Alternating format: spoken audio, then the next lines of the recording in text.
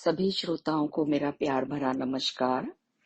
मैं संतोष वैश्य, blessing team Chicago से खुर्शीद भावनगरी जी द्वारा लिखी the laws of spirit world book के हिंदी ट्रांसलेशन जीवात्मा जगत के नियम का प्रस्तुत है ऑडियो नंबर 16।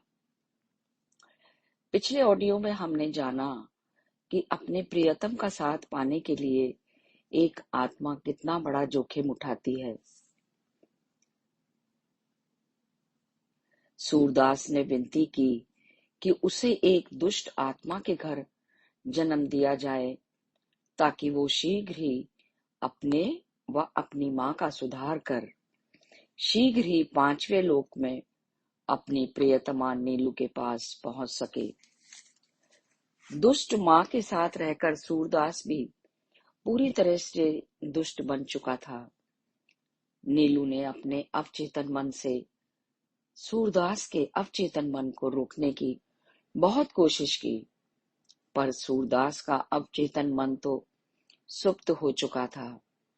नीलू ने बड़ी मुश्किल से एक व्यक्ति को सूरदास के पास भेजकर उसे सुधारने का फैसला किया, किंतु वो व्यक्ति मोहनदास सूरदास को सुधारने के बदले खुद ही गलत रास्ते पर चल पड़ा। तब एक उच्च भली आत्मा ने उनकी मदद करने का निश्चय किया और उन्होंने एक फकीर का वेश धारण किया और पृथ्वी पर उतर आए। एक रात जब सूरदास और मोहनदास शराब के और पैसे के नशे में चूर गाड़ी चला रहे थे, तब वो उच्च भली आत्मा एक फकीर के वेश में गाड़ी के सामने आ गए। अचानक गाड़ी का संतुलन बिगड़ गया। जब मोहनदास और सूरदास को होश आया तो उन्होंने अपने आप को अस्पताल के बिस्तर पर पाया। अब आगे की जानकारी करेंगे। सूरदास अपने दोनों पैर गंवा बैठा था। जब उसे अनुभव हुआ तो वो बहुत दुखी हुआ। मोहनदास भी अपना एक पैर और एक हाथ गंवा बैठा था। जब उन लोगों ने दुर्घटना के बारे में पता किया तो बताया गया कि वो दोनों शराब के नशे में गाड़ी चला रहे थे। टकराने के बाद गाड़ी का दरवाजा खुल गया और पैसों की बोरी लुढ़क कर किसी झाड़ी में जा फंसी, जिसका उद्देश्य था कि किसी जरूरतमंद को मिल जाए। सूरदास और मोहनदास अपनी अपनी हालत के लिए एक दूसरे को कोस रहे थे और एक दूसरे पर इल्जाम लगा रहे थे। दोनों के बिस्तर पास होने के कारण एक दूसरे से खूब झगड़ रहे थे। नौबत यहां तक आ गई कि डॉक्टरों को बीच बचाव कर अलग अलग वार्ड में रखना पड़ा। मोहनदास वार्ड में अकेला पड़ गया। लेटे लेटे उसने अपने अतीत के बारे में सोचना शुरू किया। उसे इस बात का एहसास हो गया था कि बुरे रास्ते पर चलने के कारण ही उसे अपने हाथ पैर खोने पड़े हैं। वो सोच रहा था कि अब मुझे सारी जिंदगी दुख में बितानी पड़ेगी। इस दुख के कारण उसका अवचेतन मन फिर से जाग गया और मोहनदास को ज्ञान हो गया कि यही ईश्वर का न्याय था। उसने गुमराह कर गलत मार्ग पर ले जाने के लिए सूरदास को कोसा और उसी क्षण मोहनदास ने अच्छाई के लिए खुद को बदलने का फैसला कर लिया। एक दयालु सी दिखने वाली नर्स, जिसका नाम पूनम था, वो उसकी देखरेख कर रही थी। जब वो उसके बिस्तर के पास आई और उसे इंजेक्शन दिया तो मोहनदास ने उसे भागवत गीता लाने के लिए कहा, क्योंकि वो सौगंध लेना चाहता था कि अब कभी बुराई के मार्ग पर नहीं चलेगा। पूनम ने भागवत गीता लाकर उसके हाथों पर रख दी। उसी समय मोहनदास ने गीता पर हाथ रखकर कसम खाई। पूनम और मोहनदास अच्छे दोस्त बन गए।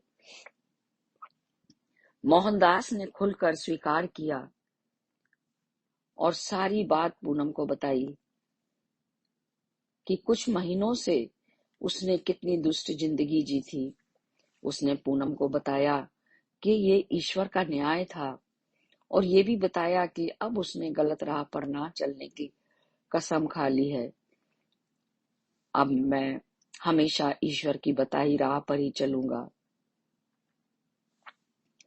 ईश्वर ने मोहनदास की मदद की। पूनम मोहनदास से प्रेम करने लगी। मोहनदास इस प्रेम को स्वीकार नहीं कर पा रहा था क्योंकि वो एक विकलांग हो चुका था। अस्पताल से छुट्टी मिलने के एक दिन पहले पूनम ने उससे पूछा कि वो अब कहाँ जाएगा। उसके कहने पर कि उसका कोई ठिकाना नहीं है, पूनम ने उसे अपने घर आने का निमंत्रण दिया और कहा कि वो अपने घर में अकेली रहती है और उसकी देखभाल भी कर सकती है। मोहनदास अपंग होने के कारण उस पर बोझ बनना नहीं चाहता था। तब पूनम ने स्वीकारा कि वो मोहनदास से बहुत प्यार करती है और उससे शादी करना चाहती है। उसे पति के रूप में पाकर वो धन्य हो जाएगी। पूनम की बात सुनकर मोहनदास ने भी उसे अपने मन की बात बताई कि वो भी उससे उतना ही प्यार करता है, पर उसके मन में संकोच था। वो पूनम के ऊपर बोझ बनना नहीं चाहता था। पूनम ने उससे कहा कि यदि वो उससे शादी कर लेगा तो उसका जीवन पूर्ण हो जाएगा। वो एक नर्स है, आसानी से अपना जीवन गुजार सकते हैं। कुछ समय के बाद मोहनदास विवाह के लिए तैयार हो गया और दोनों ने अपनी सगाई की घोषणा कर दी। अगले ही दिन दोनों ने मंदिर में जाकर शादी भी कर ली। यहाँ मोहनदास की कहानी समाप्त होती है। पूनम और मोहनदास दोनों का जीवन बहुत खुशहाल हो गया। आगे चलकर मोहनदास के 3 बच्चे हुए। उसने नकली हाथ और पैर लगवा लिए और ईमानदारी की रोटी कमाने लगा। ईश्वर की राह पर चलकर खुशी खुशी अपना जीवन बिताने लगे। अगला संपर्क 25 मई 1981 को किया गया, जिसमें विस्पी और ऋतु ने सूरदास की कहानी को जारी रखा और बताया कि सूरदास का और भी नीचे गिरना जारी रहा। आइए अब हम सूरदास के बारे में जानेंगे। उस दुर्घटना के बाद वो लंबे समय तक अस्पताल में पड़ा रहा। उस स्थिति में ना तो वो किसी को नुकसान पहुंचा सकता था, ना ही किसी को परेशान कर लूट कर सकता था। अन्यथा वहां उसकी देखभाल भी ठीक प्रकार नहीं हो सकती थी। हालांकि वो मन ही मन लोगों को धोखा देने और लूटने की योजना बनाने में लगा रहता था, ताकि वहां से निकलने के बाद अपनी योजनाओं को अंजाम दे सके। हर समय मोहनदास और ईश्वर को कोसता रहता। उसके मन में घृणा भर चुकी थी। अपनी माँ से भी घृणा करने लगा था। जब उसे अस्पताल से छुट्टी मिली तो उसने अपनी माँ से बात कर उसके साथ अपने घर पहुंचने का फैसला किया। अपने पैर गंवाने के कारण चल फिर तो चल नहीं सकता था, इसीलिए माँ से मीठी मीठी बातें करके अपने दुष्ट कार्यों में साथ देने का अनुरोध किया। माँ तो एक दुष्ट आत्मा ही थी, खुशी खुशी उसके लिए तैयार हो गई। सूरदास ने एक विदुर को लूटने की योजना बनाई। वो एक तीर से 2 शिकार करना चाहता था। विदुर की सारी संपत्ति को लूटकर अपनी माँ से भी बदला लेने की योजना बना डाली। लूट की योजना सफल रही। उसकी माँ ने उस व्यक्ति को खूब सताया और लूट का माल घर ले आई। जब उसकी माँ गहरी नींद में सो रही थी सूरदास अपनी व्हील चेयर पर सारा पैसों से भरा बैग लेकर रफू चक्कर हो गया।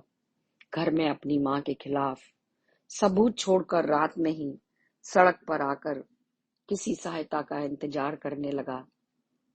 आधी रात में एक कार को उसने अपनी ओर आते हुए देखा और रुकने का इशारा किया। उस कार को एक 20 वर्षीय युवक चला रहा था। गाड़ी रुकने पर सूरदास ने उससे मदद मांगी और बोला, मैं एक अपाहिज हूँ। मुझे खबर मिली है कि मेरी माँ की अचानक तबीयत खराब हो गई है और उसे अस्पताल में भर्ती कराया गया है। मुझे उसके लिए कपड़े और दवाइयाँ पहुँचानी है। वह युवक, जिसका नाम फिलिप था, उसे सूरदास पर दया आ गई। उसने सूरदास को अपनी गाड़ी में बिठाया और अस्पताल की ओर लेकर चल पड़ा।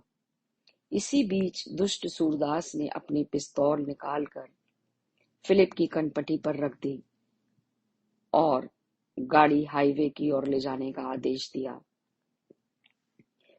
फिलिप एक बुद्धिमान लड़का नहीं था। उसे एक नई नौकरी मिली थी और नया नया बेंगलोर आया था। सूरदास ने अनुमान लगा लिया था कि वो उसका अच्छा गुलाम बन सकता है।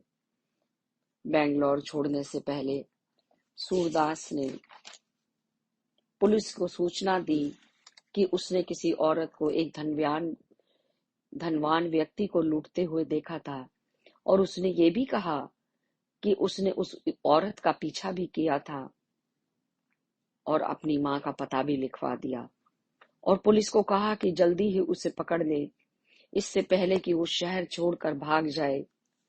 सूरदास ने अपना नाम बताए बिना फोन काट दिया। पुलिस ने आनन फानन में सूरदास की माँ को घेर लिया। तलाशी लेने पर उन्हें सूरदास की माँ के खिलाफ सबूत भी मिल गए। पुलिस ने उसे गिरफ्तार कर लिया। लूट के पैसों की जानकारी पाने के लिए पुलिस ने उसे खूब प्रताड़ित किया। माँ को जेल भेज दिया गया, जहां उसे कुछ सालों तक परिश्रम करने की कठिन सजा मिली।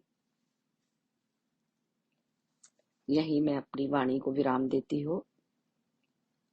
शेष अगले एपिसोड में जानेंगे। आप सभी का ध्यानपूर्वक सुनने के लिए बहुत बहुत धन्यवाद। धन्यवाद।